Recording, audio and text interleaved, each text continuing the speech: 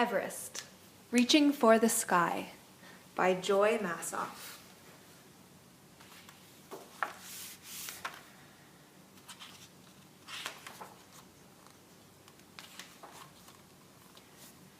It is very cold and dark outside. The sun will not rise for hours. Inside a small tent, high on the side of an ice-covered mountain, two men toss and turn. They can't sleep. All they can think of is the great adventure that lies ahead. They are about to try to do something no one has ever been able to do before. There is a good chance they might die trying. One man is tall and thin, with a long face and wild hair. His name is Edmund Hillary. He is 33 years old and raises bees at home in New Zealand. This morning he can't sleep. He crawls out of his sleeping bag, lights a small stove, and begins melting snow in a tiny pot to make drinking water. His boots have frozen solid, so he moves them closer to the stove to thaw them. The other man sits up in his sleeping bag. He is small and slim with bright eyes and a quick smile. His name is Tenzing Norgay. He is a Sherpa, a native of Nepal, a small country next to China and India. His country is home to Everest, the tallest mountain on earth, soaring to 29,035 feet above sea level. Here, almost 5 miles up, it is too high for birds to fly, too high for helicopters to fly. Here, just 1,200 feet from the top of the world's tallest mountain, it's too high for anything to survive. Today, May 29th, 1953, Hillary and Tenzing will try to climb to the top of Everest. It is a climb that will take them into a place called the Death Zone. The trip to the top of Everest is full of danger. For one thing, it is bitter cold. Temperatures can drop minus 40 degrees Fahrenheit. Winds can blow as hard as a hurricane, with gusts up to 193 kilometers per hour. Even worse, things can happen. To get to the top of a mountain, climbers must start by crossing over huge cliffs of ice called Khumbu, icefall. Hunks of ice the size of a house can fall and hit a person at any time. Another danger is crevices, which are huge ice cracks in the vast glacier fields. If climbers fall in, they will fall so far their bodies would never be found.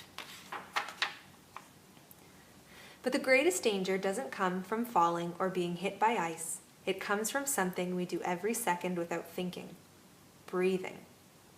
At this high altitude, there is very little oxygen in the air. The heart starts working too hard, pumping blood with not enough oxygen in it to a body starving for air. The brain then swells from too much blood and other fluid. The lungs can also fill with fluid, almost like when a person drowns. If a person were to somehow be dropped on the top of Everest, he or she would die within 1 hour. How could Edmund Hillary and Tenzing Norgay hope not only to survive, but to climb up the side of this icy mountain to the summit, the very highest part?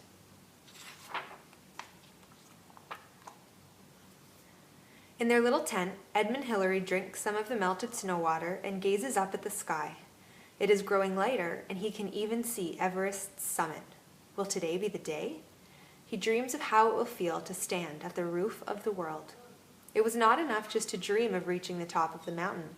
It has taken Hillary and Tenzing almost 7 weeks to climb up this high, this narrow ledge where they have spent the night.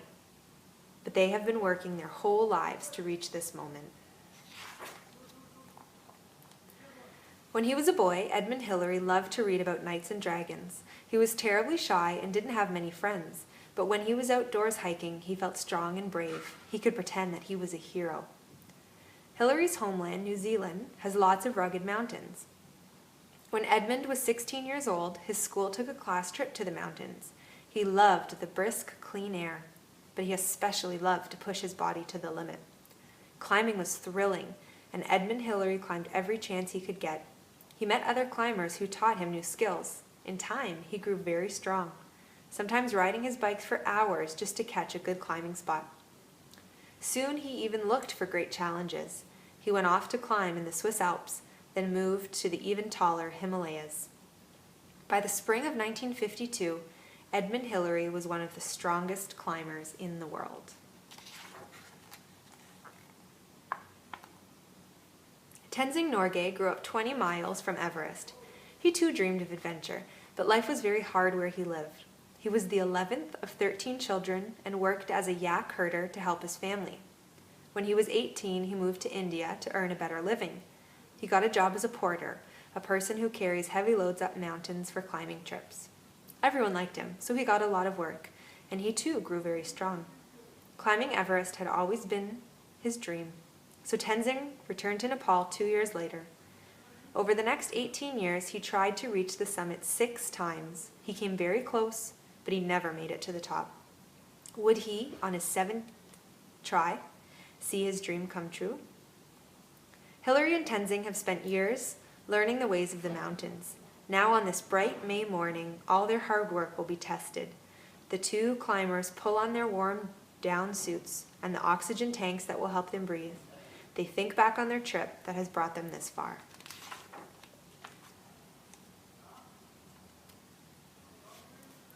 Hillary and Tenzing have begun their trip in Kathmandu, the capital of Nepal.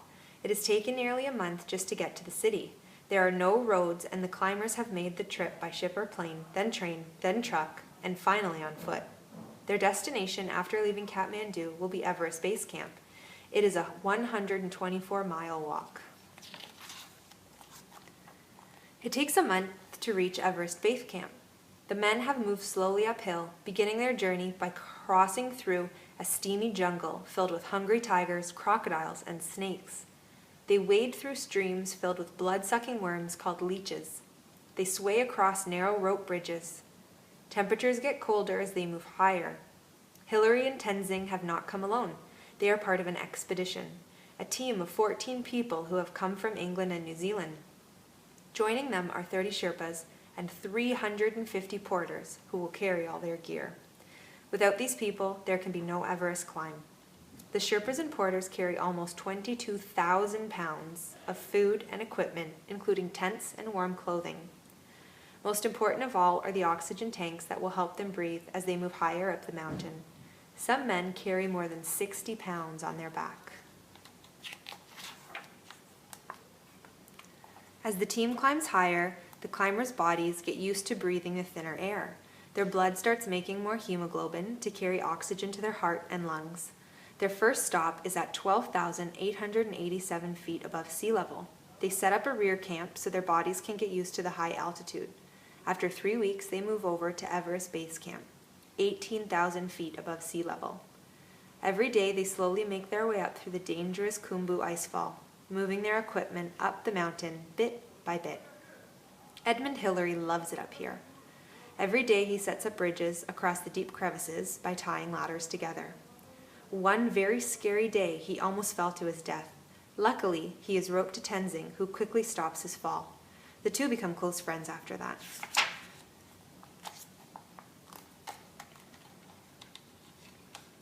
For the next few weeks, the team keeps moving higher up the mountains, setting up the camp at greater altitudes. Finally, they reach Camp 8, the highest camp for the team. They're almost there. John Hunt, the team leader, picks his 2 strongest climbers to try to reach the top of Everest first.